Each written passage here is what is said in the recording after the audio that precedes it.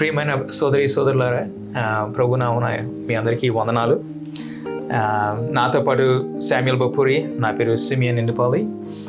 మేము ఈరోజు పోర్నోగ్రఫీ అనే అంశం మీద మేము మాట్లాడదాం అనుకుంటున్నాము.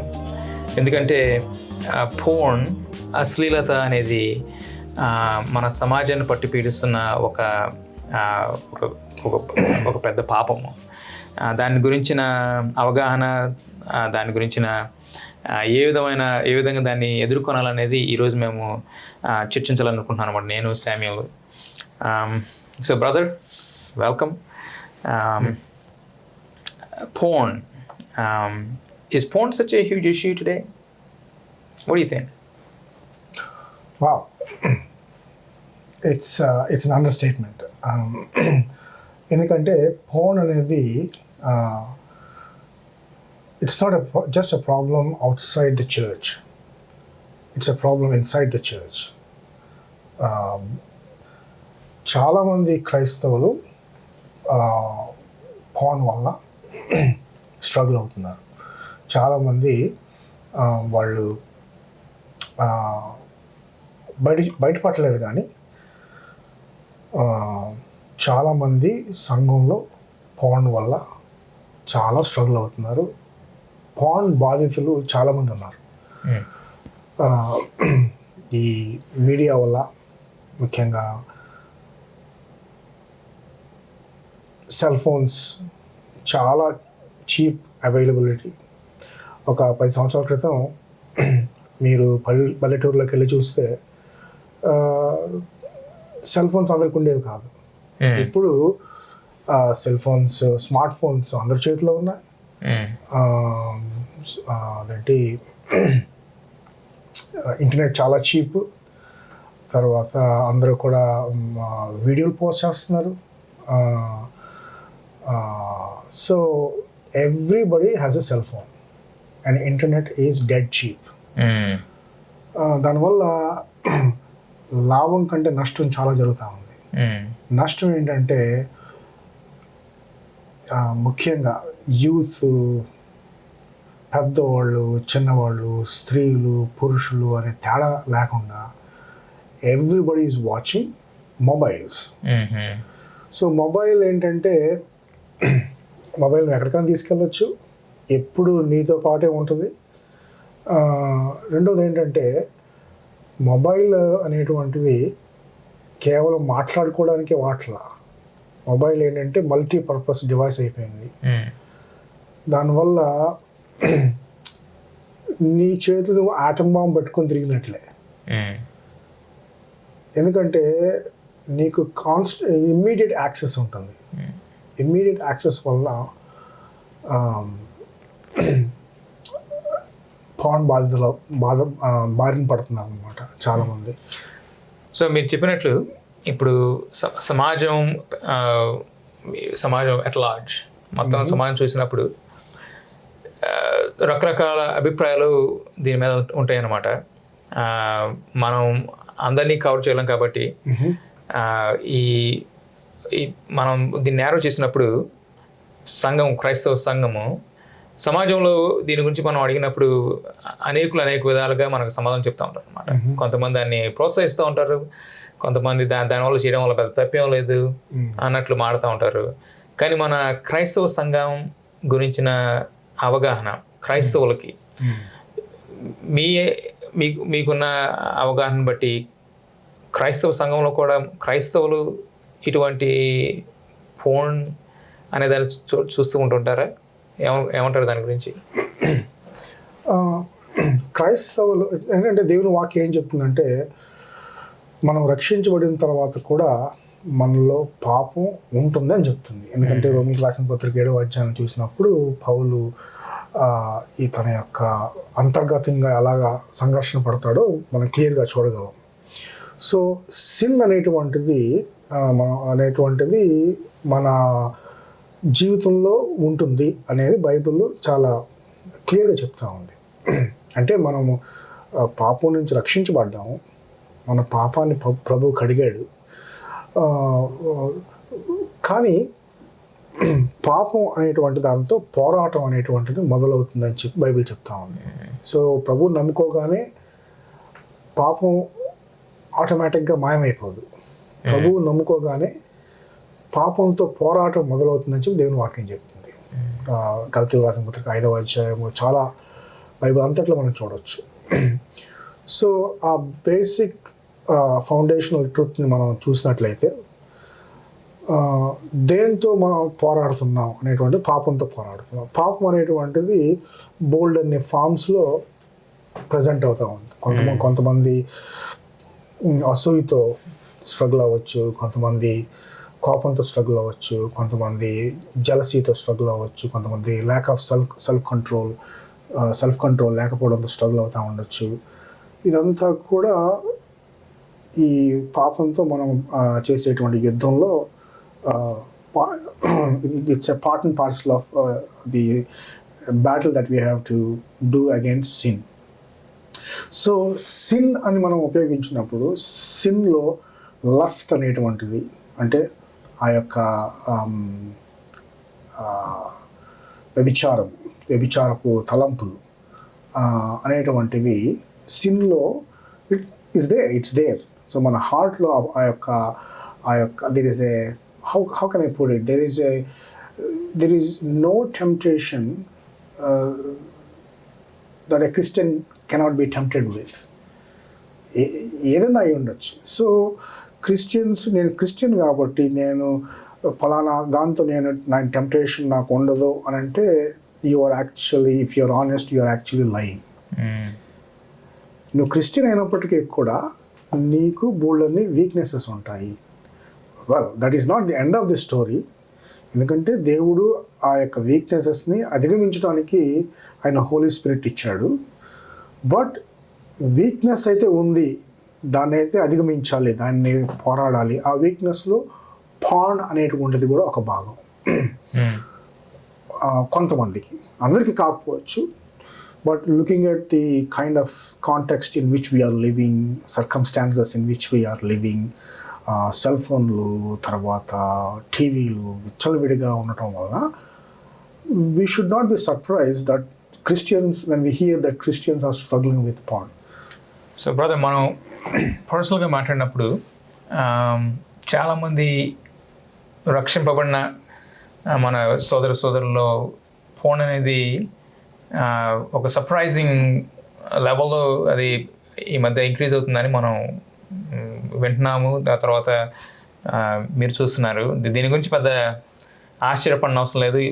ఫోన్ కూడా ఒక విధమైన పాపమే అని మీరు ఇప్పటివరకు చెప్పారు కదా.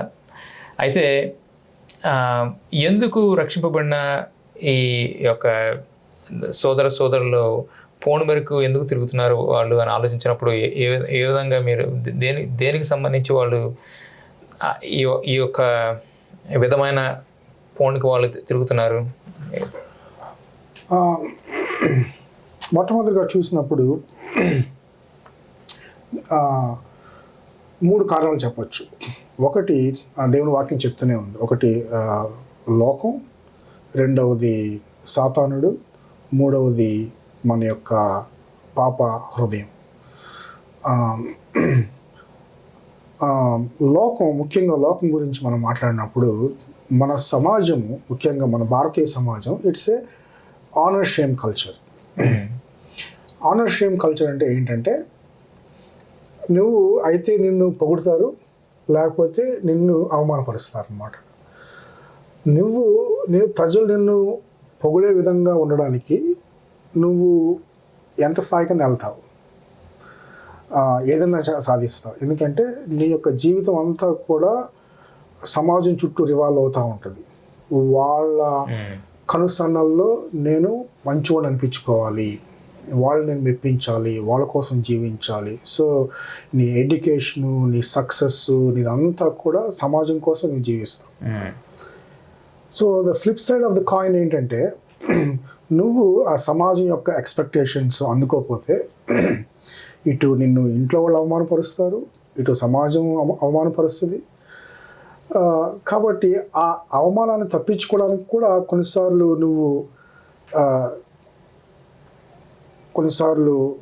చాలా ప్రయత్నాలు చేస్తావు నీకు కావాల్సింది అందుకోవటానికి. కొన్నిసార్లు ఆ యొక్క ఎక్స్పెక్టేషన్స్ అందుకునే క్రమంలో నువ్వు చేయకుండా కూడా చేస్తూ ఉంటావు అన్నమాట. సో ముఖ్యంగా మన సమాజంలో ఉన్నటువంటి ఛాలెంజ్ ఏంటంటే, ఉదాహరణకి పైకి ఒకలాగా లోపలికి ఇంకొకలాగా ఉండేటువంటి ఒక డైనామిక్ ఉంది. ఇప్పుడు ఈ పాశ్చాత్య సమాజంలో ఏంటంటే, I want to do whatever I want to do, I mean no one is going to stop me. మనకి ఇండియాలో ఏంటంటే అలాగా ఒక కంట్రోల్ లేనటువంటి ఫ్రీడమ్ ఇవ్వరు సమాజంలో.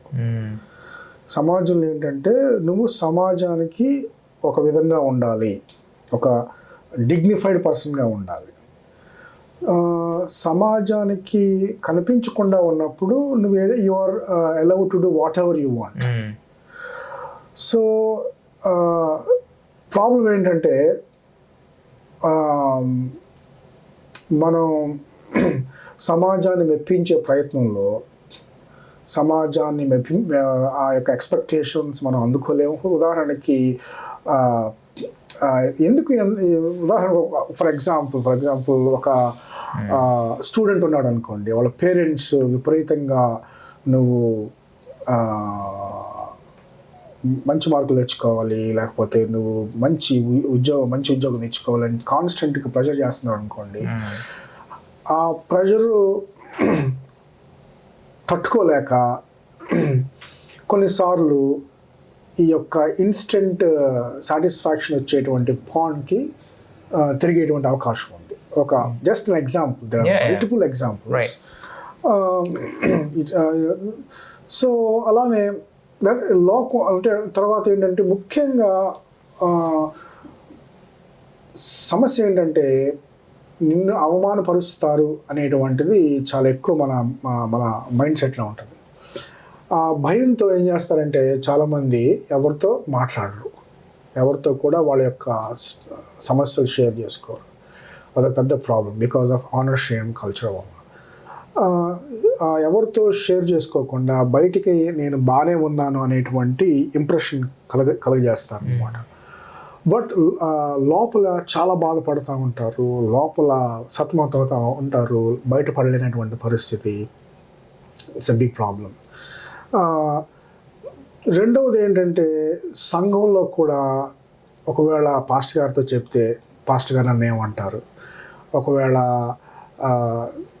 మా ఎల్డర్తో చెప్తే ఎల్డర్ నన్ను ఏ విధంగా చూస్తాడు, ఆయన ఏ విధంగా చూస్తాడు, ఆయన దృష్టిలో నా యొక్క రెస్పెక్ట్, నా యొక్క జీవితం ఏమైపోద్ది అని చెప్పి చాలా బాధపడుతూ ఉంటారు. అది పెద్ద కారణం.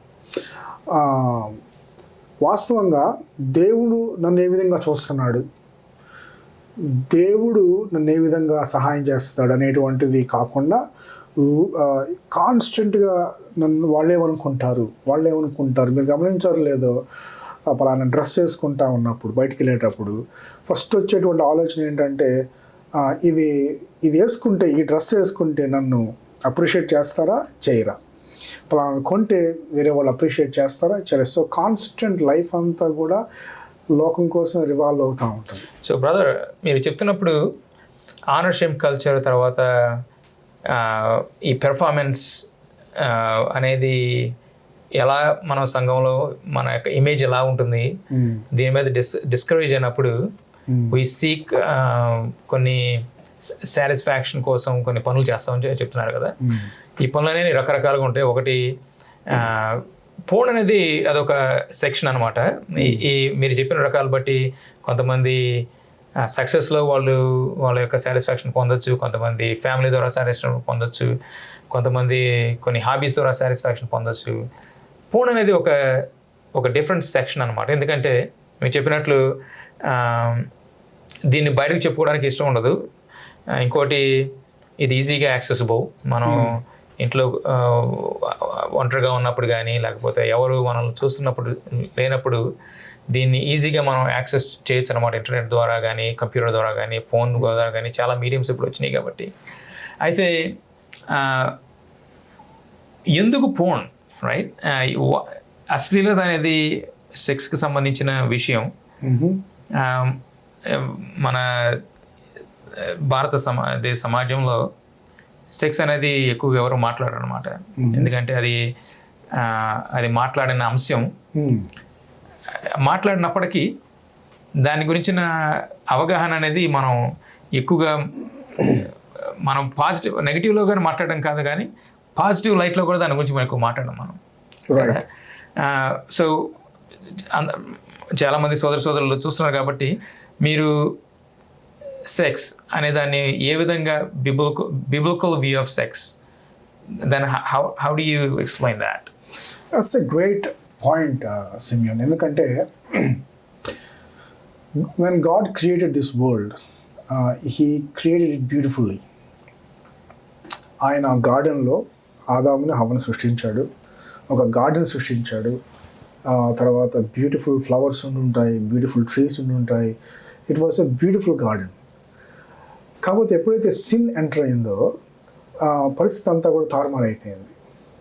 So sexual activity between Adam and Eve was present even before the fall.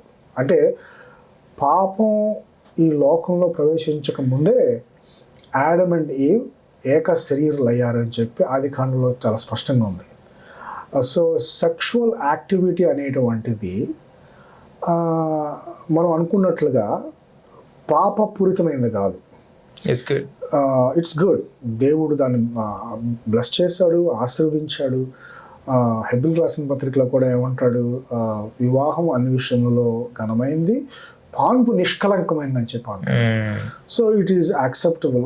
But tricky thing ఏంటంటే there are a couple of tricky things. ఒకటి ఏంటంటే పాపం వచ్చిన తర్వాత మానవుడి యొక్క నైజం ఎలా మారిపోద్దంటే, ఏదైతే మంచిది, ఏదైతే అందమైనది ఉంటుందో దాన్ని వాడు ఏం చేస్తాడంటే దాన్ని పాడు చేస్తాడు, దాన్ని అందవిహీనంగా మారుస్తాడు. ఇప్పుడు ఉదాహరణకి ఏ చేత్తో అయితే ఉదాహరణకి రాకెట్లు బిల్డ్ చేస్తాడు, అదే చేత్తో బాంబులు కూడా బిల్డ్ చేస్తాడు. ఏ మైండ్తో అయితే మంచి పాటలు రాస్తాడు, అదే మైండ్తో కూడా బూత్ సాహిత్యం రాస్తాడు. ఏ టెక్నాలజీతో మంచి నేషనల్ జియోగ్రఫీ ఛానల్ షూట్ చేస్తాడో, అదే టెక్నాలజీతో బూత్ బొమ్మలు కూడా క్రియేట్ చేయగలడు. సో దేవుడు మంచిది ఇచ్చాడు, కాకపోతే ఈ యొక్క పాపం వలన, తన యొక్క హృదయం వలన మంచిదాన్ని పాడు చేసేస్తూ ఉన్నాడు. అంత మాత్రమే కాదు, విషాదకరమైనటువంటిది ఏంటంటే ఆ చెడ్డ దాంట్లో ఆనందాన్ని పొందుకుంటూ ఉంటాడు, ఆ చెడ్డ దాంట్లో సంతృప్తిని పొందుకుంటూ ఉంటాడు.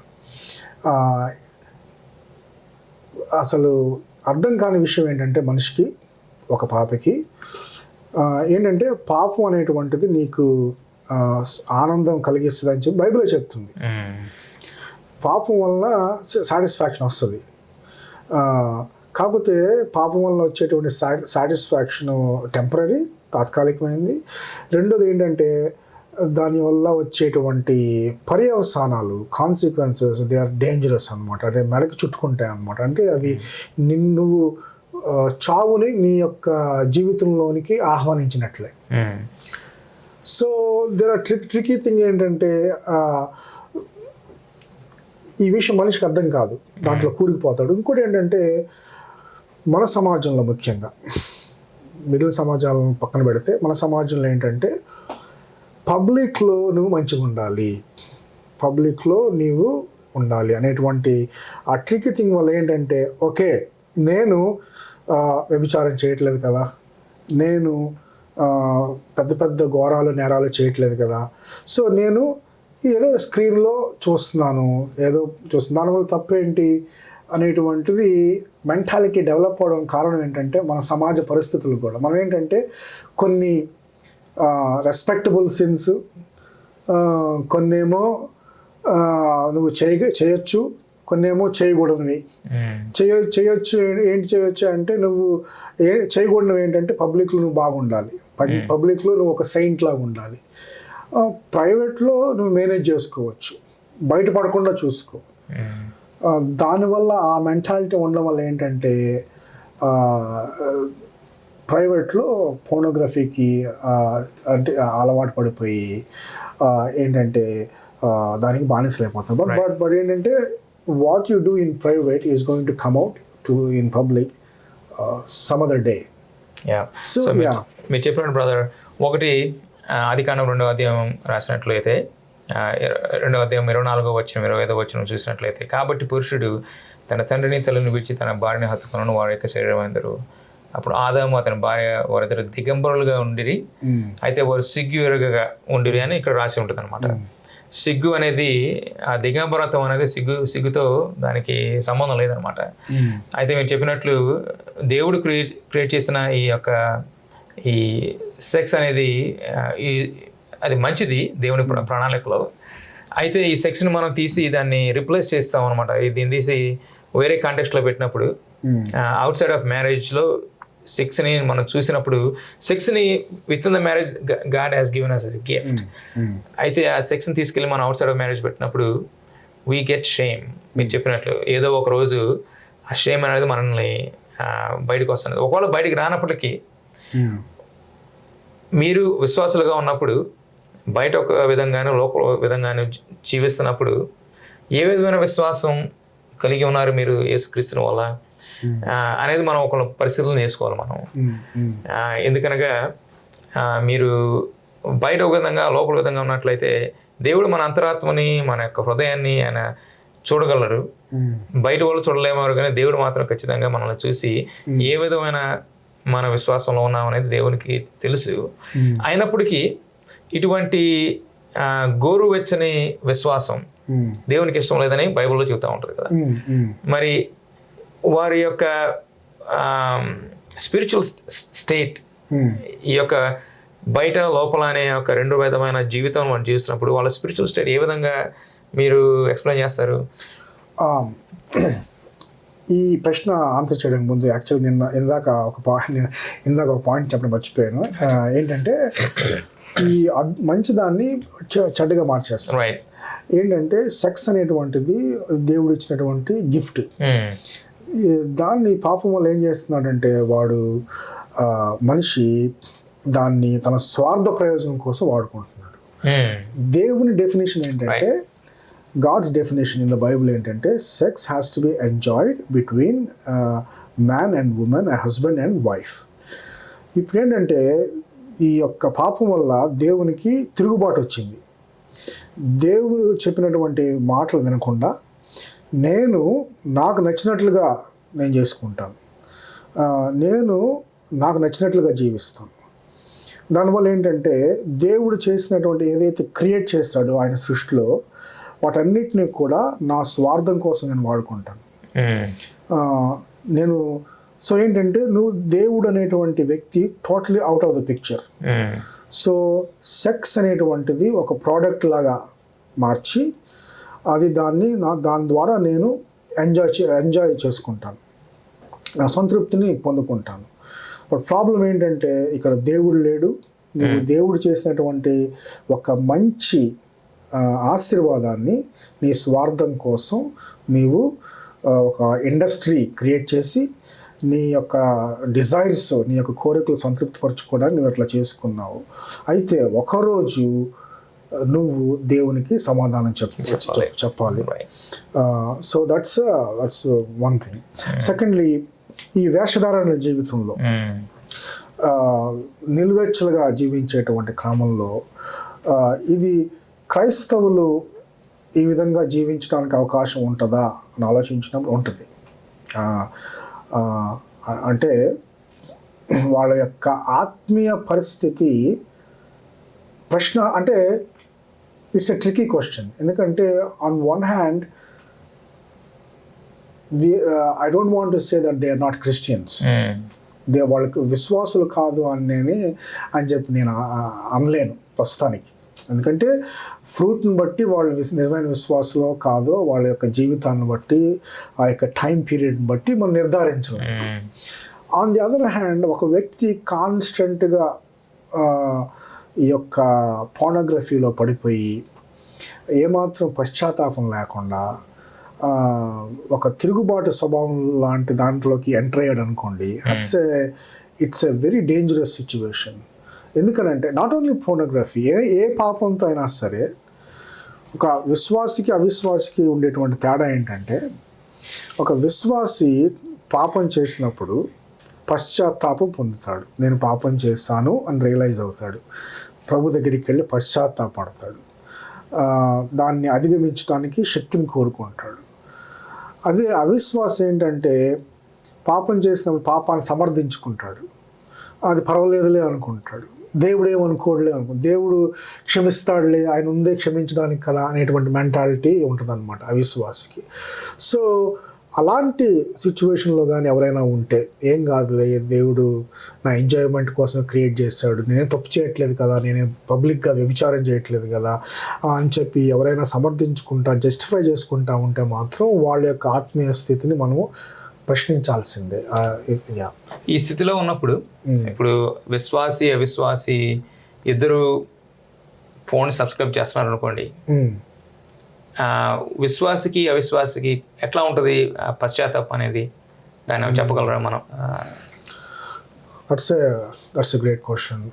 ఐ థింక్ 2 కొరింథీయులకు రాసిన పత్రికలో పౌలు ఏమంటాడంటే 7వ అధ్యాయంలో, లోకానుసారమైనటువంటి దుఃఖము మరణాన్ని కలుగు చేయను, నిజమైనటువంటి మారు మనస్సు జీవాన్ని కలుగు చేయను అని అంటాడు అనమాట. ఇక్కడ 2 రకాలైనటువంటి దుఃఖాలు. సో ఒక అవిశ్వాసి యొక్క పశ్చాత్తాపం ఎలా ఉంటుందంటే, ఉదాహరణకి ఒక అవిశ్వాసి ఫోన్ చూస్తా దొరికాడు అనుకోండి, తన యొక్క రియాక్షన్ ఎలా ఉంటుందంటే, అనవసరంగా దొరికాను కదా, నా పరువు ఏమైపోతుంది, ఇతరులు నన్ను ఏమనుకుంటారు, నా ఉద్యోగం పోయిద్దేమో, నా భార్య నన్ను సరిగ్గా ప్రేమించదేమో, నా పిల్లలు నన్ను అవమానిస్తారేమో, ఆ విధంగా ఉంటుంది అనమాట. సో ఇక్కడ ఆయన యొక్క మెంటాలిటీ మనం చూస్తే, ఆ యొక్క థింకింగ్ ప్రాసెస్లో దేవుడు అనేటువంటి వ్యక్తి లేడు. ఇట్స్ ఆల్ హారిజాంటల్ అనమాట. There is no vertical aspect. హారిజాంటల్గా ఏంటి, నా పరుగు పోయింది, నా ఉద్యోగం పోయింది, నా యొక్క అనవసరంగా దొరికాను అనేటువంటి ఆవేదనే తప్ప దేవునికి నేను తప్పు చేసినటువంటి ఆవేదన ఉండదు దేవునికి వ్యతిరేకంగా. అదే ఒక విశ్వాసి విషయంలోకి వస్తే సేమ్ సిన్, విశ్వాసి అనేటువంటి వ్యక్తి యొక్క పశ్చాత్తాపం ఎలా ఉంటుందంటే, of course there is no perfect repentance. ఎవరు కూడా పర్ఫెక్ట్గా రిపెంట్ అవ్వలేరు. That's a good news. ఎందుకంటే even our imperfect repentance is covered in the blood of Jesus Christ. మనము అయితే ఏంటంటే అవర్ ఆనెస్టీ మ్యాటర్స్. మన యొక్క నిజాయితీగా నేను దేవునికి వ్యతిరేకంగా తప్పు చేశాను. 51వ కీర్తనలో దావీదు ఏమంటాడంటే, నీకే వ్యతిరేకంగా తప్పు చేశాను. ఇప్పుడు ఏంటంటే ఈ ఫోన్ని ఏంటంటే, అది నీ భార్యకి వ్యతిరేకంగా చేసిన తప్పుగా చూడటం కాదు అక్కడ, లేకపోతే నీ సిబ్లింగ్స్ వ్యతిరేకంగా, లేకపోతే నువ్వు ఎవరైతే నిన్ను సృష్టించాడో, ఎవరైతే నిన్ను నీ లోకంలోనికి రప్పించాడో, ఎవరైతే నీకు బట్టలు, నీకు కుటుంబాన్ని అన్ని ఏర్పాటు చేశాడో, ఎవరైతే నిన్ను నీ కోసం రక్తం చిందించాడో, ఎవరైతే నీ కొరకు మరణాన్ని జయించాడో, ఆ ప్రభువుకు వ్యతిరేకంగా చేస్తున్నావు ఇది. ఎప్పుడైతే నీకు అది బలిబెలిగిద్దో, అరే ఇంతగా ప్రేమించినటువంటి ప్రభువు నేను గాయపరుస్తున్నాను, ఆయన దుఃఖపెడుతున్నాను, ఎప్పుడైతే నీకు బలిబెలుగుతుందో అప్పుడు నువ్వు నిజంగా పశ్చాత్తాపడడానికి అవకాశం ఉంటుంది. అప్పుడు దాకా నువ్వు పశ్చాత్తాపడుతున్నావు కానీ నీకు అర్థం కావట్లేదు. సో నిజమైనటువంటి పశ్చాత్తాపం ఏంటంటే, నేను నా దేవునికి వ్యతిరేకంగా తప్పు చేస్తున్నాను, అందుకనే ఆ యొక్క ప్రార్థనలో ప్రభువా నన్ను క్షమించు, నన్ను కడుగు అనేటువంటి ప్రార్థన చాలా ఇంపార్టెంట్. సో అవిశ్వాసికి అఫ్ కోర్స్ ఇలా ప్రార్థన చేసినంత మాత్రాన ఇమ్మీడియట్గా తన ప్రాబ్లం తొలగిపోద్ది అని చెప్పి మనం గ్యారంటీ ఇవ్వలేము. ఎందుకంటే మరలా దానిలోకి వెళ్ళొచ్చు. అయితే అప్పుడు ఏంటంటే సాతాను బెదిరించవచ్చు, రకరకాల ప్రాబ్లమ్స్ రావచ్చు. అయినప్పటికీ కూడా ఏంటంటే పరిశుద్ధాత్మ శక్తి ద్వారా యేసు ప్రభు మీద ఆధారపడటం ద్వారా తన ఆత్మీయ జీవితంలో అభివృద్ధి సాధించడానికి అవకాశం ఉంది. Very good brother, good answer. మీరు చెప్పినట్లు అవిశ్వాసి యొక్క జీవితంలో క్రీస్తు అనే యొక్క కృప అనేది లేదనమాట. ఆయన ఎప్పుడు దాన్ని రుచి చూడలేదు. విశ్వాస జీవితంలో క్రీస్తు యొక్క రుచిని, ఆయన యొక్క దేవుని ప్రేమని ఆయన రుచి చూశాడు కాబట్టి క్రీస్తుని అంగీకరించిన వారికి ఆయన వైపు తిరిగి ఆయన పాపం ఒప్పుకొనటం, తర్వాత పశ్చాత్తాపం అనేది, రిపెంటెన్స్ అనేది, ఒకటి చేసిన తప్పుకి వి ఫీల్ కన్విక్షన్, ఒకటి, రెండు దేవుని వైపు తిరిగినప్పుడు ఆయన యొక్క క్షమాపణ అనేది మనకి మొదటి యోహాను 1:7-8-9 వచనాలు చూసినట్లయితే ఆయన నీతిమంతుడు కనుక మనం పాపం ఒప్పుకున్నట్లయితే ఆయన సర్వ పాపం నుండి మనల్ని ఆయన రక్షించి ఆయన విమోచిస్తారని మనం చూస్తూ ఉంటాం అనమాట. అటువంటి అష్యూరెన్స్ అనేది మన అవిశ్వాసికి ఉండదు. అయితే విశ్వాసికి అదొక గొప్ప రక్షణ భాగ్యం అనమాట. ఆ విధంగా చూసినప్పుడు ఎట్లయితే ఈ పాపము, పూర్ణమైన పాపము ఏ ఏజ్ గ్రూప్స్లో మీరు ఉందని చెప్పగలరు? ఇది టీనేజ్ ఏజ్ గ్రూపా, లేకపోతే మిడిల్ ఏజ్డ్ మెన్నా, లేకపోతే ఉమెనా? ఇది అందరికీ వర్తిస్తుందా, లేకపోతే ఓన్లీ ఒక జెండర్కి ఒక సర్టన్ ఏజ్ గ్రూప్ మాత్రం వర్తిస్తుందని మీరు అనుకుంటారా? అంటే స్టాటిస్టిక్స్ ప్రకారం ఎక్కువ మంది పురుషులే చూస్తారని చెప్పి స్టాటిస్టిక్స్ చెప్తా ఉంది. But 28% of the porn watchers are women అని కూడా చెప్తా ఉంది. Okay. So 62% men, 72% men, 28% women అనుకోవచ్చు. Okay. So it's not totally man's problem, అంటే పురుషుల ప్రాబ్లమ్ ఇది కాదు. ఇది ఏజ్ గ్రూప్ చూస్తే ముఖ్యంగా ఇండియాలో హై స్కూల్ మొదలుకొని, ఇప్పుడు హై స్కూల్ అని కూడా చెప్పలేము, ఎలిమెంటరీ స్కూల్లో కూడా, అంటే ఈ సెల్ ఫోన్ యాక్సెస్ వల్ల even small kids are watching pornography. So ఏంటంటే అదొక రకమైనటువంటి ఒక ఎంటర్టైన్మెంట్ అయిపోయింది అనమాట. అంటే it's part of entertainment. So first క్యూరియాసిటీతో స్టార్ట్ అవుతుంది, తర్వాత ఎడిక్షన్గా మారిద్ది అనమాట.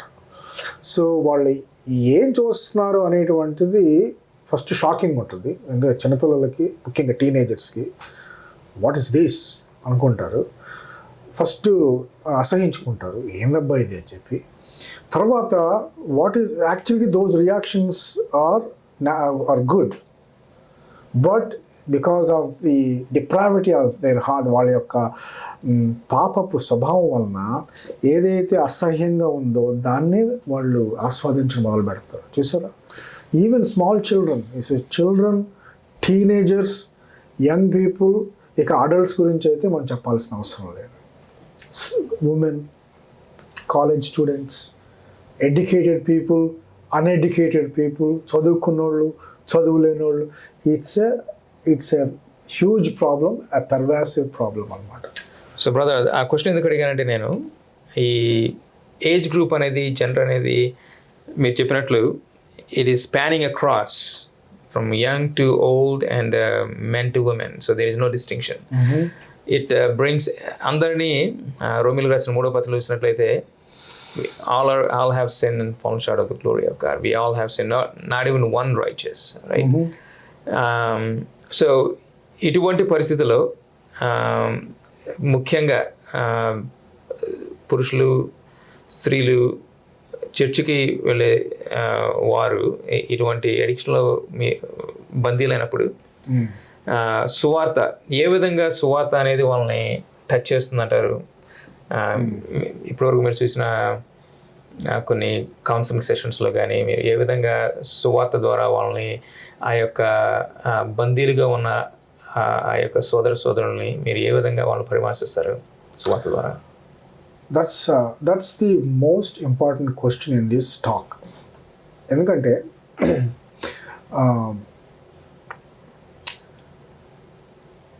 పోర్నోగ్రఫీయే కాదు, ఏ పాపం నుంచైనా తప్పించుకోవడానికి యేసు ప్రభు సువార్త తప్ప మరొక గత్యంతరం లేదు. ఇప్పుడు మనం పోర్నోగ్రఫీ గురించి మాట్లాడుతున్నాం కాబట్టి సువార్త, యేసు ప్రభు సువార్త అంటే యేసు ప్రభు యొక్క ఆయన యొక్క పుట్టుక, ఆయన యొక్క జననము, ఆయన యొక్క మరణము, ఆయన యొక్క పునరుద్ధానము పోర్నోగ్రఫీ జయించడానికి ఎలా ఉపయోగపడుతుంది అనేది క్వశ్చన్. ఫస్ట్ ఆఫ్ ఆల్, చాలాసార్లు మనం యేసు ప్రభువుని పక్కన పెట్టి మనం నీతిమంతులుగా మారటానికి యేసు ప్రభుని వాడుకుంటాం. You know what I mean? ఎలా అంటే, సో ఉదాహరణకి ప్రార్థన చెయ్యి, లేకపోతే ఉపవాసం ఉండు, లేకపోతే ఇవన్నీ కూడా మంచివే కాదంట్లా, చెయ్యాలి. కాకపోతే నీ యొక్క ఈ యాక్టివిటీ అంటే ప్రార్థన కానివ్వండి, ఉపవాసం కానివ్వండి, దాని యొక్క ఆబ్జెక్ట్ ఎవరు? నువ్వా లేకపోతే క్రీస్తా? నువ్వు క్రీస్తుని పక్కన పెట్టి నీ యొక్క సొంత శక్తితో ఈ యొక్క పోర్నోగ్రఫీని అన్నిటికీ జయించలేవు. ఒకవేళ జయించిన క్రీస్తు ద్వారా నువ్వు అంగీకరించకూడదు. ఎందుకంటే చూడండి, పరలోకంలోనికి చూడండి, నరకంలోనికి చాలా డిగ్నిఫైడ్ పీపుల్ వెళ్తున్నారు. They go to hell not because they didn't have any problems. నరకంలోకి ఎందుకు వెళ్తున్నారంటే మెయిన్ అన్బిలీఫ్ వల్ల, యేసు ప్రభువుని నిరాకరించటం వల్ల. నా పాయింట్ ఏంటంటే, నువ్వు యేసు ప్రభు అంటారు కదా యోహాను సువార్తలో, ఆయన ఏమంటారు? నాకు వేరుగా ఉండి నువ్వేం చేయలేవు. ఆయన ఏమంటారు? నీవు నాలో అంటు కట్టబడి నీవు నాలో ఉండి ఫలిస్తే తప్ప నువ్వు నాకు వేరుగా నువ్వేం చేయలేవు అని చెప్పారు. సో పోర్నోగ్రఫీని జయించడానికే యేసు ప్రభుని వాడుకోవటం కాదు పాయింట్. నీ టోటల్ లైఫ్ అంతా కూడా యేసు ప్రభు మీదే ఉందని నువ్వు ఫస్ట్ అర్థం చేసుకోవాలి. సో పోర్నోగ్రఫీ నువ్వు ఎందుకు జయించాలనుకుంటున్నావు అని అడుగుతాను. యాక్చువల్గా నేను ఎవరన్నా పోర్నోగ్రఫీతో స్ట్రగుల్ అవుతున్నారు అనుకోండి, వాళ్ళు ఫస్ట్ అడిగే ప్రశ్న ఏంటంటే, నువ్వు ఎందుకు ఓవర్కమ్ చేయాలనుకుంటున్నావు? నువ్వు ఆనెస్ట్గా చెప్పు. నువ్వు మంచి వాడిగా అనిపించుకోవడానిక, లేకపోతే నీకు ప్రాబ్లమ్స్ ఏమీ లేవనా, లేకపోతే ఏంటి ప్రాబ్లం అని చెప్పి అడిగినప్పుడు కొంతమంది ఏం చెప్తారు? నేను యేసు ప్రభువుని సంతోషపెట్టాలనుకుంటున్నాను, దేవుని మహింపరచాలనుకుంటున్నాను, ఇది దేవునికి ఇష్టం లేదు కాబట్టి దీన్ని అధిగమించాలనుకుంటున్నాను. That is the right answer. Wrong answer ఏంటంటే, నేను అట్లాగా దీన్ని అధిగమించాలనుకుంటున్నాను, నాకు సాయం చేయి, ప్రాగ్మాటిక్గా నువ్వు ఏదో ఒకటి సాయం చేయి.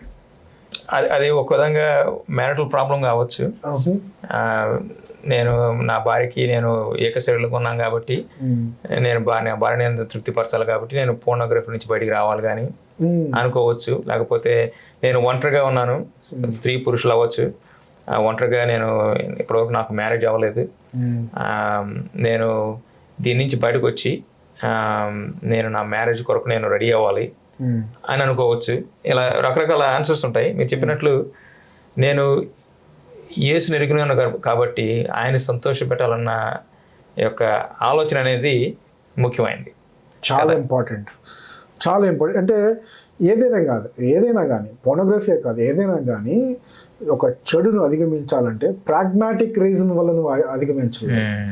నువ్వు ప్రభువుని మహింపరిచేటువంటి క్రమంలో నువ్వు ఆయన్ని సంతోషపెట్టాలనే ఉద్దేశంతో ఏదైతే ఆయనకి ఇష్టం లేదో అవన్నీ నువ్వు వదులుకుంటావు అన్నమాట. ఎందుకంటే ఆయన సంతోషపెట్టడం నీ యొక్క జీవిత ధ్యేయం కాబట్టి. ఓకే. సో సువార్త ఎలాగ ఉపయోగపడుతుంది అని అనుకున్నప్పుడు ఏంటంటే, ఇందాక చెప్పినట్లుగా నన్ను ఎంతగానో ప్రేమించినటువంటి దేవునికి నేను ఈ విధంగా నేను కృతజ్ఞుడిగా ఉంటాను. నేను ఆయన ఏ విధంగా ఇట్లాంటి చెడ్డ పని చేసి నేను ఆయన్ని ఎందుకు బాధపడుతున్నాను అనేటువంటిది ఒక వ్యక్తి ఆలోచించుకోవాలి. ఉదాహరణకి తప్పిపోయిన కుమారుడు కథ మనం చూసినప్పుడు, తప్పిపోయిన కుమారుడు ఎందుకు ఆయన తండ్రి దగ్గరికి వచ్చాడంటే, తండ్రి ఒకప్పుడు నన్ను ఎంతో ప్రేమించాడు. సో ఆయన ప్రేమ ఆకర్షించింది. ఏంటి తర్వాత ఆయన దగ్గర పారిపోయాడు, చెడు తిరుగులు తిరిగాడు, అన్నీ చేశాడు, కానీ దాంట్లో ఆనందం ఉంటుందని అనుకున్నాడు, కానీ దాంట్లో ఆనందం లేదు.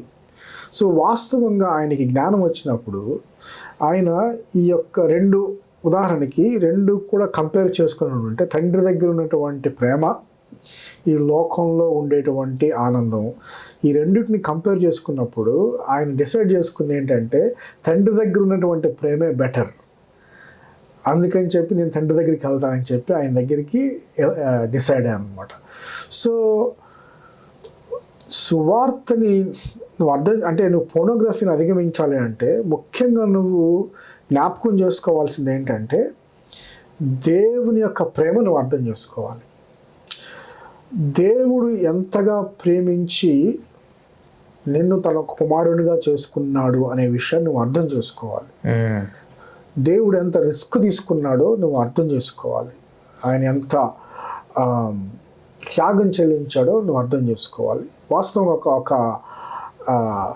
కెవిన్ డియంగ్ అనేటువంటి పాస్టర్ ఏమంటాడంటే, ఒక విశ్వాసి పోర్నోగ్రఫీని చూడడం అంట ఎలా ఉంటుందంటేనంట, యేసు ప్రభుని లాక్కొని వచ్చి నీ పక్క సీట్లో కూర్చోబెట్టుకొని ఆయనకు కూడా చూపించినట్లు అంట. ఎందుకంటే నువ్వు ఒక విశ్వాస అయిన తర్వాత నీవు యేసు ప్రభు ఎప్పుడు ఉంటాడు, యూనియన్ విత్ క్రైస్ట్.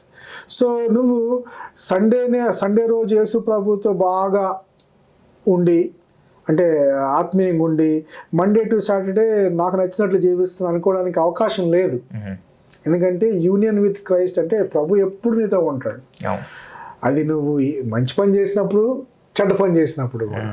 సో నువ్వు పాన్ అనేటువంటిది నువ్వు చూస్తున్నావు అనుకో, నువ్వు పరిశుద్ధుడైనటువంటి యేసు ప్రభుని లాక్కొని వచ్చి ఆయన చూపిస్తున్నట్లంట.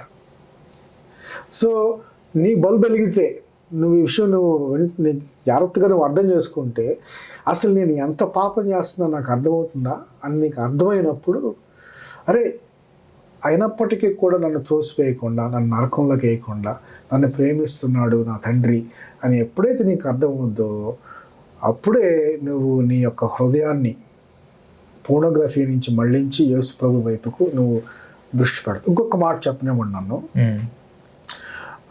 జాన్ పైపర్ అనేటువంటి పాస్టర్ గారు ఏమంటాడంటే, మన యొక్క హృదయం అనేటువంటి ఒక ఉల్లిపాయ లాంటిది అంటాడు. పాన్ చేసిన తర్వాత, ఉదాహరణకి పాన్ చూసి కొంతమంది మాస్టర్బేషన్ చేసుకుంటారు, హస్తప్రగాయం చేసుకుంటారు.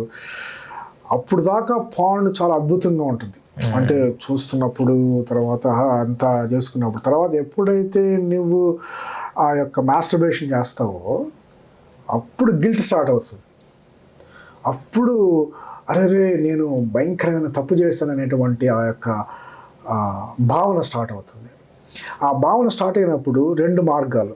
ఒకటి ఏంటంటే, అరే ఇంత చండాలంగా ఉంది నేను చేసినటువంటి పని, నేను ఏం మొహం పెట్టుకొని నేను దేవుని దగ్గరికి వెళ్తాను అనేటువంటి థింకింగ్ ఒకటైపు.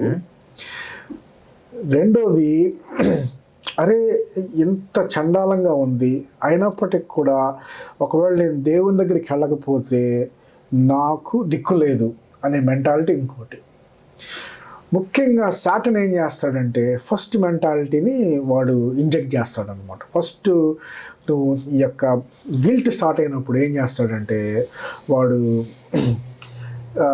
వాడేటువంటి పదాలు ఏంటంటే, ఎంత చండాలమైన పని నువ్వు చేశావు కాబట్టి యేసు ప్రభు నిన్ను అన్నిటికీ చేర్చుకోడు, సిగ్గులేదా నీకు, నువ్వు ఎలాగా ఆయన దగ్గరికి వెళ్తావు, ఆయన దగ్గరికి వెళ్ళొద్దు.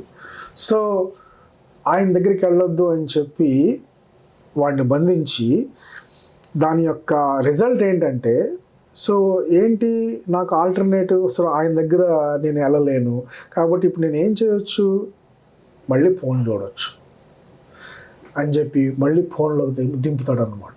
దానివల్ల ఏంటంటే ఇక గిల్ట్ సైకిల్లో ఇక గిల్ట్ ఫీల్ అవ్వటం, ఇంకా ఫోన్ చూడటం, గిల్ట్ ఫీల్ అవ్వటం, ఇంకా ఫోన్ చూడటం. దానివల్ల ఏంటంటే ఒక ఇన్ఎస్కేపబుల్ సైకిల్ లాగా ఇక వాడు దాంట్లో నుంచి బయటికి రాలేడు, దాంట్లో కూర్చేస్తాడనమాట. సో సోదరులకి సోదరులకి నేను చెప్పేటువంటిది ఏంటంటే, అలాంటి సిచ్యువేషన్లో రైట్ నౌ నువ్వు ఉన్నప్పుడు నువ్వు జ్ఞాపకం చేసుకోవాల్సింది ఏంటంటే, జాన్ పైపర్ చెప్పినట్లు నువ్వు నీ హృదయంలో మన ఉల్లిపాయ అనమాట. ఉల్లిపాయ ఏంటంటే ఆ యొక్క పొరలు ఉంటాయి కదా, పొరలు తీసేసిన తర్వాత తీయంగా తీయంగా తీయంగా ఏం మిగులుద్ది అంటే అల్టిమేట్గా ఏం మిగలదు.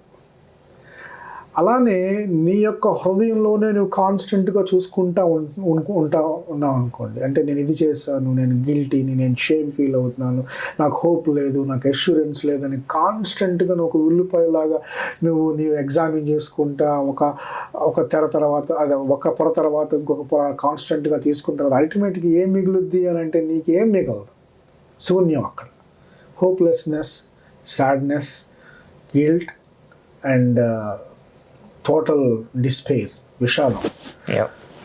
అయితే అందుకనే దేవుడు వాక్యం ఇచ్చేటువంటి ఆజ్ఞ ఏంటంటే, హెబ్రీయులకు రాసిన పత్రికలో ఆయన ఏమంటాడంటే, విశ్వాసానికి కర్తయు దాన్ని కొనసాగించువాడని యేసు వైపు చూడు అంటాడు. సో ఎంత వర్స్ సిచ్యువేషన్లో ఉన్నప్పటికీ కూడా నువ్వు జ్ఞాపకం చేసుకోవాల్సింది ఏంటంటే, ఒకసారి నువ్వు కళ్ళు పైకెత్తి ఆ యొక్క శిలువ మీద మరణించినటువంటి యేసు ప్రభువు నువ్వు చూడు. ఆయన చెప్పే మాటలు నమ్ముట వలన, విశ్వాసం వలన నిత్య జీవం. ఆయన ఏమంటున్నాడు, ప్రయాసపడి భారం మోయి వారులారా నా యొద్దకు రండి, నేను నీకు విశ్రాంతి ఇస్తాను. ఫోన్ అంటది నేను నీకు విశ్రాంతి ఇస్తాను అంటది, కానీ ఫోన్ ఏం చేస్తుంది, విశ్రాంతికి బదులు విషాదాన్ని ఇస్తుంది. అయితే యేసు ప్రభు ఏమంటున్నాడు, నా దగ్గరికి రా, నువ్వు అది నమ్మాలి. సాట్ని ఏమిటంటే నువ్వు ఎలా వెళ్ళగలవు అంటావు. No no no no no I have no hope, I have no other alternative, I must go to Christ అని వెళ్ళినప్పుడు ఆయన నీకు సహాయం చేస్తాడు. మీరు చెప్పినట్లు ఈ చిన్న కుమారుడు యొక్క పేరబులను చూసినట్లయితే ఆయన తండ్రి దగ్గరికి వచ్చినప్పుడు ఆయన ప్రేమను పొందిన వాడిగా వచ్చానని చెప్పారు కదా. కొన్నిసార్లు ఈ సువార్తను మనం మర్చిపోతాం ఆ పరిస్థితుల్లో, ఆ యొక్క డార్కెస్ట్ టైమ్స్లో. సువార్త కంటే ఈ యొక్క ఎడిక్షన్ అనేది మనకి సాటిస్ఫాక్షన్ ఇస్తుందని మనం నమ్ముతాం అన్నమాట. అందుకని సువార్తను పక్కన పెట్టి, పరిశుద్ధాత్మ చేసే ప్రాంప్ట్స్ అన్నింటిని పక్కన పెట్టి మనం రాంగ్ ప్యాత్ని మనం ఎంచుకుంటాం అనమాట. అయితే ఇది ఒక పర్పెచువల్ అడిక్షన్. అయితే ఈ అడిక్షన్లో ఉన్నప్పుడు, రియలైజ్ అయినప్పుడు మనం ఓకే, నా అంతటగా దీన్ని నేను జయించలేను, నాకు సహాయం కావాలి అన్నప్పుడు మనం బయటకు వచ్చి దాని కొరకు సహాయం కొరకు చూడాలన్నమాట. మనంతా మనం ఎప్పుడు ఈ యొక్క పాపాన్ని ఎప్పుడైతే వెలుగులోకి తీసుకొస్తామో ఆ వెలుగు అనేది ఎక్స్పోజ్ చేస్తామన్నమాట పాపాన్ని. కొన్నిసార్లు మన యొక్క సమాజంలో పాపాన్ని మనం బయటికి తీసుకొచ్చినప్పుడు మనల్ని ప్రజలు చిన్న చూపు చూస్తారని మనకి తెలుసు, దాన్ని చూసాము. అయినప్పటికీ ఒక నిత్య జీవంలో మనం యేసుతో ఉండాలి అన్న ఆతృత ఉన్నప్పుడు ఈ పాపాన్ని ఎట్టి పరిస్థితుల్లో మనం చీకటిలో ఉంచడానికి వీల్లేదనమాట. దాన్ని తీసుకొచ్చి వెలుగులోకి తీసుకొచ్చి దాన్ని ఒక మొదట రిపెంటెన్స్. మిమ్మల్ని క్వశ్చన్ అడిగేది ఏంటంటే, ఇప్పుడు రిపెంటెన్స్ ఎవరి దగ్గర రిపెంటెన్స్కి వెళ్ళాలి, ఏ విధంగా సహాయం పొందాలి, ఈ రెండు ప్రశ్నలు మీరు చెప్పండి. ఇందాక కొంచెం చెప్పినట్టు ప్రభువుకి వ్యతిరేకంగా పాపం చేశాం కాబట్టి మొట్టమొదటిగా ప్రభు దగ్గరికి వెళ్ళాలి. చాలా ఇంపార్టెంట్. ఏ పాపం చేసినా ప్రభు దగ్గరికి, ఎందుకంటే ఆయన మన అధికారి, మన లార్డ్, మన సృష్టికర్త. సో మనము ఆయన యొక్క ప్రజలు. సో మొట్టమొదటిగా నీ క్షమాపణ అనేటువంటిది ప్రభు దగ్గర ఒప్పుకోవాలి. ఈ యొక్క సందర్భంలో ఒక మాట గుర్తొస్తూ ఉంది. ఆర్సి స్ప్రౌల్ థియోలోజియన్, ఆయన ఒక మాట, ఒక ఇలిస్ట్రేషన్ చెప్పాడు, అది చాలా ఉపయోగపడుతుంది. ఒక ఆమె తను మారు మనసు పొందకముందు బాగా విచ్చలవిడిగా జీవించేదట. ఆమె తను విచ్చలవిడిగా జీవించేటప్పుడు ఒక అబార్షన్ చేయించుకుంది. తర్వాత ఏం జరిగిందంటే ప్రభువుని నమ్ముకుంది, దేవుడు ఆమెను రక్షించాడు. కొన్ని రోజులు అయిన తర్వాత సడన్గా ఆమె చేసిన పాపం గుర్తొచ్చినప్పుడు ఆమెకి ఫుల్గా యాంగ్జైటీ వచ్చేసి, భయం వేసేసి, అసలు ఏం చేయాలో అర్థం కాక ఇక కాన్స్టెంట్గా ప్రార్థన చేయడం మొదలుపెట్టిందంట. ఏంటి అని అంటే, ప్రభువా నన్ను క్షమించు, ప్రభువా నేను చేయకూడని పాపం చేస్తాను, నన్ను క్షమించు, నన్ను కరుణించు అని చెప్పి కాన్స్టెంట్ కొన్ని 100 సార్లు చేస్తూనే ఉందంట. ఎందుకంటే గిల్ట్ వచ్చినప్పుడు మనం ప్రభు దగ్గరికి వెళ్తాం. ప్రభు దగ్గరికి వెళ్ళిన తర్వాత క్షమించు అని చెప్పి అడుగుతాం. ఆయన అడిగిన తర్వాత కూడా ఆ ఫీలింగ్ పోదు. అందువల్ల ఏం చేస్తాం, మళ్ళీ అడుగుతాం. మన ఫీలింగ్ పోయేంత వరకు అడుగుతూనే ఉంటాం అనమాట. కొంతమంది ఏం చేస్తారు, ఆ ఫీలింగ్ పోగొట్టుకోవడానికి ఇంకా పాన్ చూడటం, లేకపోతే మందు తాగటం, లేకపోతే డ్రగ్స్ తీసుకోవడం, పోగొట్టుకోవడానికి, గిల్ట్ ఫీలింగ్ పోగొట్టుకోవడానికి. సో ఎనీవే మా ఆర్సిఎస్ పౌల్ దగ్గరికి వచ్చి నేను ఇలాగా స్ట్రగుల్ అవుతున్నాను, మీరు నాకు ఏం అడ్వైస్ చెప్తారని చెప్పి అడిగినప్పుడు ఆయన అన్నాడంట, అమ్మ నువ్వు మళ్ళీ ఇంకొకసారి క్షమాపణ అడుగు ప్రభువుని అని చెప్పి అన్నాడంట. అంటే ఆ మందంట, నేను ఇప్పటికే కొన్ని 100 సార్లు ప్రభువుని క్షమాపణ అడిగాను, మళ్ళీ క్షమాపణ అడగమంటారు ఏంటని చెప్పి అడిగితే ఆయన అన్నాడు, నేను క్షమాపణ ఎందుకు అడగాలి అని చెప్తున్నానంటే, నువ్వు అబార్షన్ అయ్యింది, నన్ను క్షమించు అడగమని కాదు. నేను ఏమని క్షమాపణ అడుగుతున్నాను అంటే, ప్రభు క్షమించాడు అని చెప్పినాగా నువ్వు నమ్మనందుకు ఆయన క్షమాపణ అడగాలి అని చెప్పి అని అన్నాడంట. ఏంటి ఇక్కడ పాయింట్ ఏంటంటే, గిల్ట్ ఫీలింగ్ చూడండి. మనం ప్రభు నన్ను క్షమించు అన్నప్పుడు దేవుని వాక్యం ఏం చెప్తుందంటే ఆయన క్షమిస్తాడు. It's a statement. కానీ గిల్ట్ ఫీలింగ్స్, అరే ఇందాక క్షమించాడా క్షమించలేదా అనే డౌట్ వస్తుంది. ఆ డౌట్ వచ్చినప్పుడు నువ్వు ఎక్కడికి వెళ్ళాలి అంటే దేవుని వాక్యం దగ్గరికి వెళ్ళాలి. దేవుని వాక్యం ఏం చెప్తుంది, క్రీస్తు యేసునందు ఉన్న వారికి ఏ శిక్ష విధి లేదని ఉంటుంది. నీ యొక్క పాపాన్ని ఆయన he has dealt with that totally. నువ్వు దాన్ని నమ్మాలి. మెయిన్ సిన్నులో కంటిన్యూ అవ్వడానికి ప్రాబ్లం ఏంటంటే, దేవుడు ఇచ్చినటువంటి ఆ యొక్క వాగ్దానాన్ని నమ్మకపోవటం. అన్బిలీఫ్ బ్రీడ్స్ మోర్ సిన్ అన్నమాట. సో అది చాలా ఇంపార్టెంట్. అది క్షమాపణ, పశ్చాత్తాపం పొందే ముందు. రెండవ పాయింట్ ఏంటంటే, ఎలాంటి సహాయాన్ని పొందుకోవాలి. మొట్టమొదటి ప్రభు దగ్గరికి వెళ్ళాలి. So we have to ask forgiveness. Second, ఎవరి దగ్గరికి వెళ్ళాలి మనం ఫర్గివ్నెస్? దేవుడి దగ్గరికి ఫస్ట్ వెళ్ళాలి. తర్వాత ఎవరు మన జీవితంలో ఉన్నారో వాళ్ళ దగ్గరికి వెళ్ళాలన్న, ఒకవేళ if you're married, go to your spouse, wife or husband, confess, because porn affects. Right. అది మనం అనుకుంటాం ఇది నాకు ఒక్కడికి ఎఫెక్ట్ అవుతుంది అనుకుంటాం అనమాట. ఇండైరెక్ట్గా మన యొక్క బిహేవియర్ అనేది మన చుట్టుపక్కల ఉన్న వాళ్ళ మీద కూడా ఎఫెక్ట్ అవుతూ ఉంటుంది అనమాట. So we have to repent, we have to ask forgiveness from our spouse. And మూడవదిగా if you have an elder or a pastor, మీరు వాళ్ళ దగ్గరికి వెళ్ళి, వాళ్ళ అధికారంలో ఉన్నవాళ్ళు, అంటే ఎవరైతే దేవుని నియమింపబడిన లీడర్ ఎవరైతే ఉన్నారో ఒక చర్చ్లో కానీ, లేకపోతే మన జీవితంలో ఎవరైనా మనల్ని డిసైపుల్ చేస్తున్నప్పుడు కానీ వాళ్ళ దగ్గర మనం కన్ఫెస్ చేసి వాళ్ళని అకౌంటబుల్గా ఉండమని. So these are the 3 things నేను అనుకుంటాను అనమాట. మీరు చెప్తారా దాని గురించి? I think second point is very important. If someone is married, ఖచ్చితంగా తన యొక్క భార్యతో కానీ భర్తతో కానీ నేను తప్పు చేశానని షేర్ చేసుకోవాలి.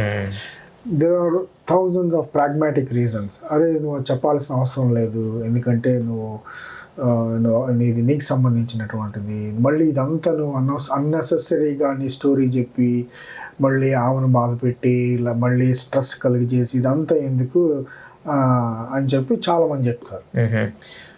But you cannot live A honest, holy, joyful life without confessing sin with your spouse. ఎందుకు అని అంటే మీరు చెప్పినట్లు భార్యాభర్తలు ఇద్దరు కూడా ఏక శరీరులు. భార్యాభర్తలు ఏక శరీరులు అన్నప్పుడు వాళ్ళ యొక్క మనసులు కూడా దేవుడు కలుపుతున్నాడు అనమాట. అంటే total beings are united, beings are united. అందుకని ఎఫ్ఎస్సీలు రాసిన పత్రికలో ఏమంటాడు, నువ్వు భార్యను బాధ పెడితే నిన్ను బాధ పెట్టుకున్నట్లే, నీ భర్తను బాధ పెట్టినట్లే నువ్వు నిన్ను బాధ పెట్టుకున్నట్లే. ఏంటంటే జస్ట్ రెండు శరీరాల కలయిక కాదు ఇక్కడ, ఒట్టి శరీరాల కలయిక అంటే దాన్ని ఏమంటుంటే వాస్తవంగా అదొక వ్యభిచారం లాంటిది. ఇక్కడ మనస్సులు, హృదయాలు, మొత్తం బీయింగ్ అంతా కూడా దేవుడు ఆ యొక్క వివాహంలో ఆ యొక్క sexual union between husband and wife ఆయన ఆ విధంగా కలుపుతున్నాడు. సో ఏంటంటే నువ్వు అందుకనే 1 కొరింథీయులకు రాసిన పత్రికలో కూడా నువ్వు ఒక వేశ్యతో కలిసినప్పుడు యేసు ప్రభువు నువ్వు నేను తీసుకెళ్తున్నావు అనేటువంటి విషయం నీకు తెలియదని అడుగుతాడు పౌలు. అలానే ఒక రెండు బాడీస్ కలిసినప్పుడు ఇదేదో జస్ట్ నేను బాడీ ఫిజికల్ యాక్టివిటీ చేసుకుంటాను, నేను ఒక మెషిన్ లాగా నా యాక్టివిటీ చేసుకుంటాను, మిగిలింది నేను పట్టించుకోనంటే అది కుదరదు. That's not how our body works. That's not how God has designed sex. ఎందుకంటే ఎప్పుడైతే నువ్వు జాయిన్ అవుతావో your whole being is joined with her or with him. అప్పుడు ఏంటంటే నువ్వు నీకు సంబంధించిన నీ దారిలో నువ్వు, ఆమె దారిలో ఆమె ఉండటానికి వీల్లేదు. సో నువ్వు ఎప్పుడైతే నువ్వు ఫోన్ చూస్తా నువ్వు చెప్పకుండా నువ్వు కన్ఫెస్ చేయలేదనుకో, నువ్వేం చేస్తున్నావు అంటే చాలా బోల్డ్ అన్ని అడ్వర్స్ ఎఫెక్ట్స్ ఉన్న దాని గురించి తర్వాత మనం మాట్లాడవచ్చు. ఎందుకంటే నువ్వు ఫోన్కి అలవాటు పడ్డావు అనుకో, బాగా నువ్వు నీ భార్యని ఎంజాయ్ చేయాల్సింది పోయి నువ్వు సెక్షువల్ యాక్టివిటీ చేస్తూ ఉన్నప్పుడు వేరే వాళ్ళు ఊహించుకుంటూ ఉంటావు.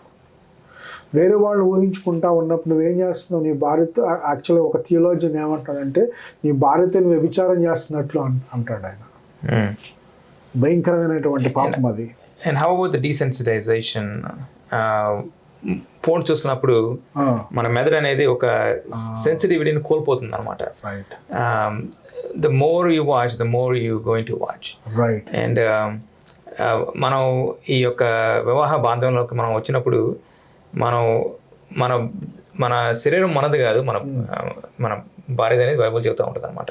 It's not your own but it belongs to your spouse. And ఈ ఒకటి మనం ఇంటర్నలైజ్ చేస్తూ ఉంటాం అనమాట. ఇది నాకు సంబంధించింది, satisfaction is belongs to me అన్నట్లు. We're self centred. We don't look at this as sex as it belongs to, it's a mutual thing. God has given us as a gift అనమాట ఈ మ్యారేజ్లో, ఈ సెక్స్ అనేది. మనం దాన్ని బయట తీసి పెట్టినప్పుడు you're selfishly enjoying something that shouldn't be doing. And first of all, it's not enjoying. You're coveting, you're lusting.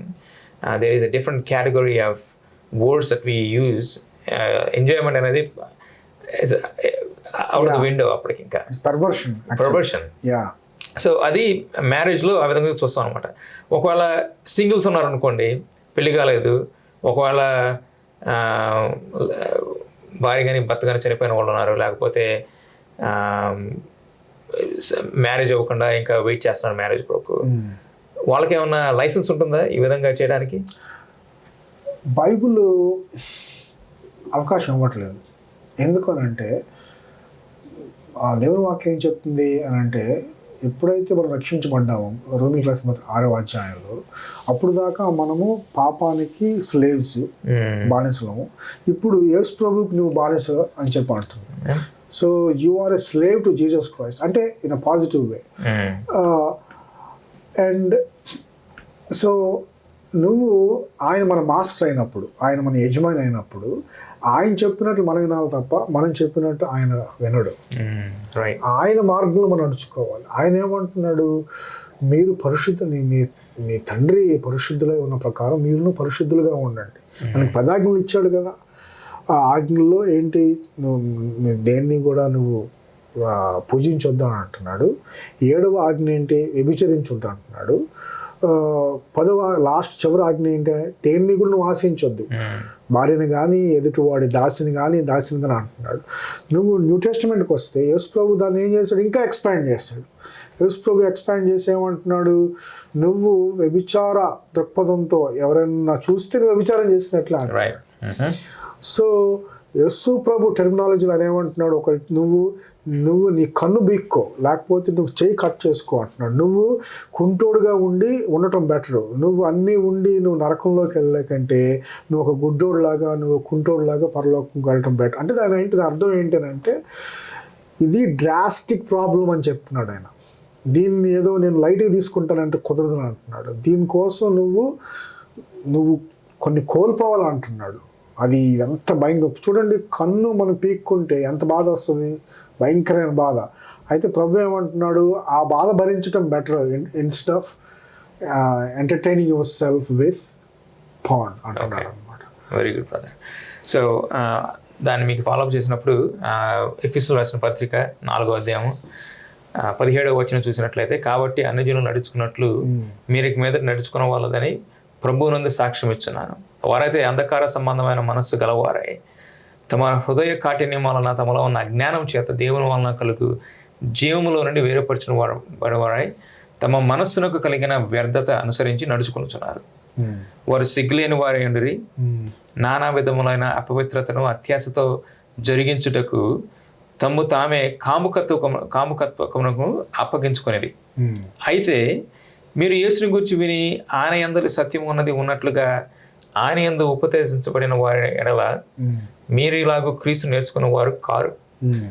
కాబట్టి మునుపటి ప్రవర్తన విషయంలోనైతే మోసకరమైన దురాశ వలన చెడిపో మీ ప్రాచీన స్వభావం వదులుకొని మీ చిత్తవృత్తి యందు నూతన పరచబడిన వారై నీతియు యథార్థ భక్తులు గల వారి దేవుని పోలికందు సృష్టింపబడిన నవీన స్వభావం ధరించుకున్న వాళ్ళని పౌలు గారు చెప్తున్నారు ఇక్కడ. ఎందుకంటే ఈ నవీన స్వభావాన్ని దేవుడు మనకి ఇచ్చారు కనుక దీని ద్వారా మనం జీవించాలి.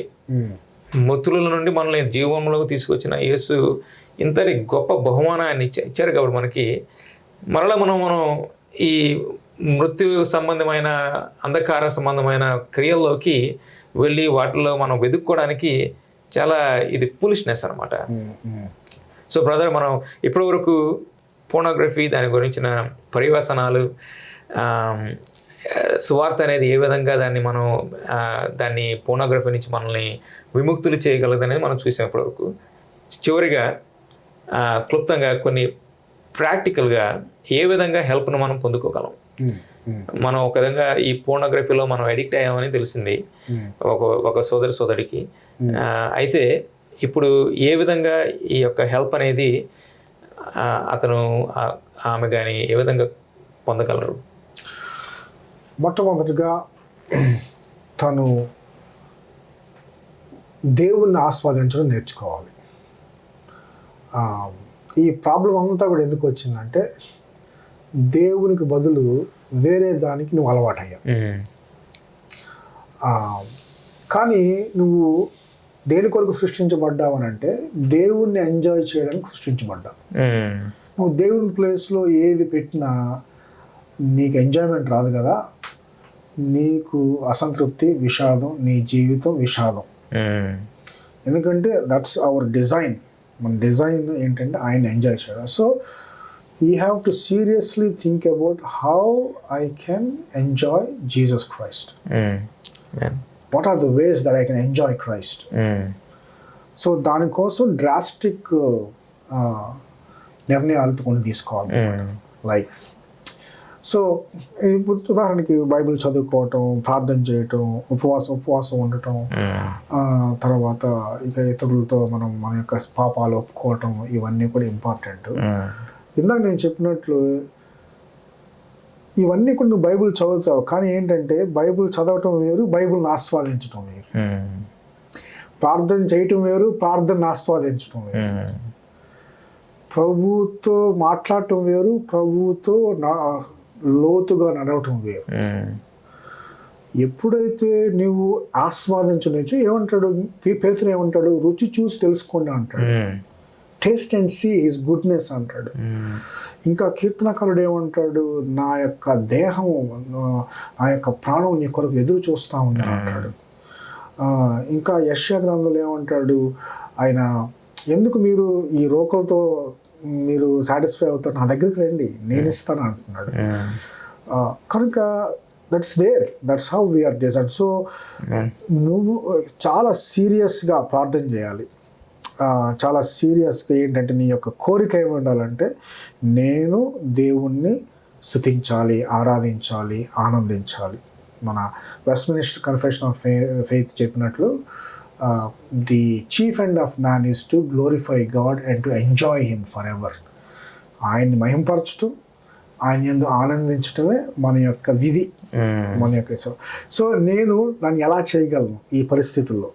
నెంబర్ 1, నీకు చేయాలనిపించినా అనిపించకపోయినా నువ్వు అది చేయాలి. సో నెంబర్ 1 అది నీ గోల్ అనమాట. ఆ గోల్ చేరుకోవడానికి బోల్డ్ అన్ని టూల్స్ దేవుడు ఏర్పాటు చేశాడు. మెయిన్ టూల్ ఏంటంటే నీ యొక్క సంఘం, నీ యొక్క లోకల్ చర్చ్. లోకల్ చర్చ్లో నువ్వు నీ యొక్క, మీరు చెప్పినట్లు మీ యొక్క ఎల్డర్స్తో షేర్ చేసుకోవాలి నీ స్ట్రగుల్స్. ఎందుకంటే స్ట్రగుల్స్ ఉంటాయి, నువ్వు సిగ్గుపడొద్దు, నన్ను ఏదో అనుకుంటారని చెప్పి. తర్వాత పాస్టర్స్ కూడా ఒక మాట మనం చెప్పాలి. ఏంటంటే ఒక యవనస్తుడు లేదా యవనస్తురాలు మన భారతదేశంలో వాళ్ళ దగ్గరికి వచ్చి నేను పాపంలో ఉన్నాను, నాకు సహాయం చేయండి అని చెప్పటం అనేటువంటి ఇన్సిడెంట్ జరగటం చాలా రేరు. జరిగితే సంతోషం. అలా జరిగినప్పుడు వాళ్ళని తృణీకరించొద్దు, వాళ్ళని అవమానపరచొద్దు. ఎందుకంటే వాళ్ళు ఎలాగో it's a supernatural thing. Holy spirit వల్ల, పరిశుద్ధాత్మ యొక్క ప్రభావం వల్ల నీ దగ్గరికి వచ్చి చెప్పుకుంటున్నారు. నీ దగ్గరికి వచ్చి చెప్పుకుంటున్నప్పుడు వాళ్ళని ఎట్టి పరిస్థితుల్లో అవమానపరచొద్దు. నీ గోల్ వాళ్ళని చిన్న చూపు చూడటం కాదు. నీ గోల్ ఏంటి? ఫస్ట్ అలాగా ఎవరైనా చెప్పినప్పుడు నువ్వు thank you for trusting me, నన్ను నమ్మి నీ యొక్క వీక్నెస్ నాతో షేర్ చేసుకుంటున్నందుకు నీకు చాలా థ్యాంక్స్ అని చెప్పి నువ్వు వాళ్ళని ఎంకరేజ్ చేయాలి. ఎంకరేజ్ చేయడానికి వాళ్ళతో పాటు ప్రార్థన చేయటం, వీక్లీ ఒకసారి వాళ్ళని కలవటం, మీరు ఇద్దరు కలిసి, అది ఎల్డర్ కావచ్చు, లేకపోతే ఒక మెచ్యూర్ బ్రదర్ కావచ్చు, ఒక సిస్టర్ కావచ్చు, మీరు ఒక యోహాను సువార్త కానీ, 2 కొరింథీయులు కానీ, లేకపోతే 2 తిమోతి కానీ స్లోగా చదవటం, లేకపోతే వాళ్ళతో ప్రార్థన చేయటం, వాళ్ళకి హోంవర్క్ ఇవ్వటం, ఎలా ఉన్నామని అడగటం, ఇంటికి వాళ్ళని ఆహ్వానించటం, వాళ్ళకి హాస్పిటాలిటీ ఇవ్వటం, ఇవన్నీ కూడా చేసినప్పుడు అప్పుడు అరే నేను ఇంతమంది నా కొరకు సహాయం చేసే వాళ్ళు ఉన్నారు, నేను వీళ్ళని నేను సహాయం అడగలేదు అనే ఆలోచన ఆయనకి రావాలి.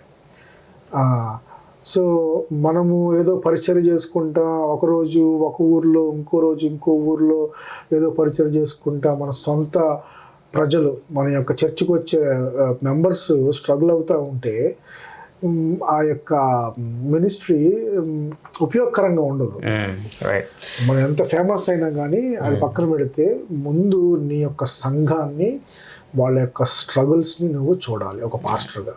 రెండవది, నువ్వు ఒక మెచ్యూర్ ఎల్డర్ని కానీ, లేకపోతే ఒక మెచ్యూర్ బ్రదర్ని, కొంతమంది ఇమ్మెచ్యూర్ బ్రదర్స్ ఉంటారు, నువ్వు వాళ్ళ దగ్గరికి వెళ్ళాల్సిన అవసరం లేదు. ఎందుకంటే ఎవరి దగ్గర నువ్వు అప్రోచ్ అవుతున్నావు అనేది ఇంపార్టెంట్. ఎందుకంటే కొంతమంది ఏం చేస్తారంటే వాళ్ళు మనకేంటంటే గాసిప్ ఎక్కువ. సో ఈ అబ్బాయి ఇలా చేశాడంట, ఈయన ఇలా చేశాడంట, ఆమె ఇలా చేశాడంట అని చెప్పి వాళ్ళని షేమ్ చేస్తారు. అలాగ జరగకుండా ఉండటానికి, కాన్ఫిడెన్షియల్గా ఉండటానికి, ఎందుకంటే మత్తయి సువార్త 16:18లో యేసు ప్రభు గోల్ ఏంటంటే ఒకడిని అవమానపరచడం కాదు. యేసు ప్రభు గోల్ ఏంటంటే ఒకడిని పెంపొందించడం, రిస్టోరింగ్ దెమ్.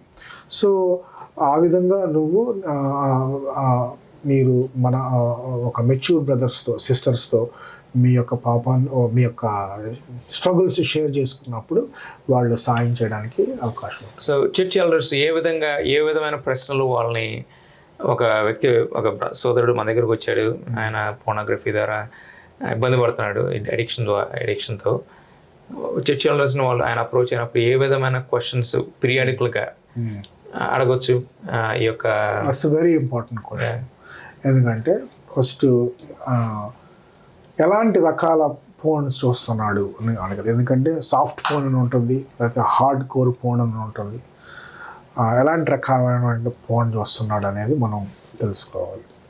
తర్వాత మాస్టర్బేట్ చేస్తున్నాడా, లేకపోతే అట్లాంటి పనులు చేస్తున్నాడా, సాటిస్ఫాక్షన్ తెచ్చుకోవడానికి ట్రై చేస్తున్నాడా, హస్తప్రయోగం చేసి అనేది కూడా మనం అడగాలి స్ట్రైట్ ఫార్వర్డ్. ఈ కొన్ని ఆక్వర్డ్ ఉంటాయి కానీ అడగాలి. ఎందుకు అని అంటే ఆయన ఎంతగా దిగజారిపోయాడో తెలుసుకోవడానికి, అంతే తప్ప